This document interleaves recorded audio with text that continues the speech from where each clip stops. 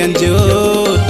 आगे दिसंबर के महीना गुरु जगमा हो गए अंजोर। जुर्मिल सब झन नाचत हवन गुरु पंथी गाना मतोर।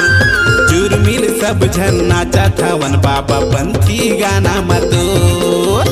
आगे दिसंबर के महीना बाबा जगमा हो गए अंजोर। आगे दिसंबर के महीना बाबा जगमा हो गए अंजोर।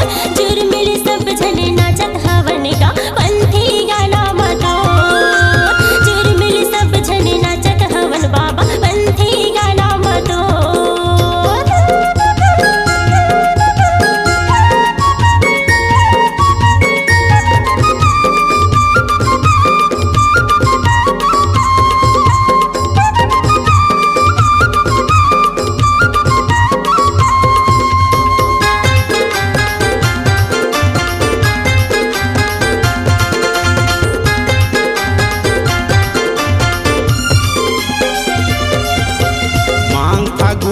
मेला भरा थे गिरो तुरिम बाबा तो नर नारी तर जाथे गुरु पाके दर्शन ला तो।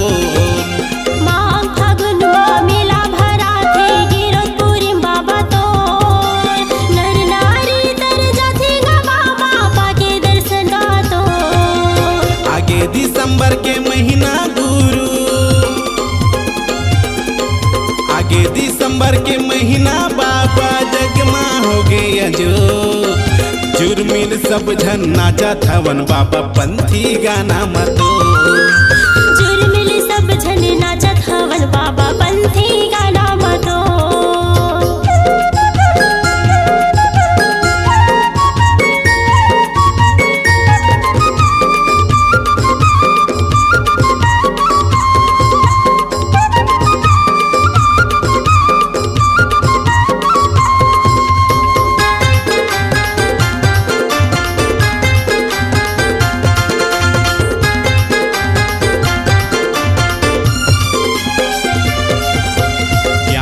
दीपक जला देना बाबा आए शरण मातो।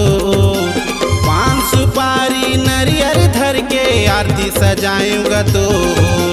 ज्ञान के दीपक जला देना बाबा आए शरण मातो। पान सुपारी नारियल धर के आरती सजाएगा तो। राजेंद्र रंगीला तोर महिमा गावे। राजेंद्र रंगीला तोर महिमा गावे सतनामी बेटा तोर। जुर्मिल सब झन नाचत हवन बाबा पंथी गाना मतोर।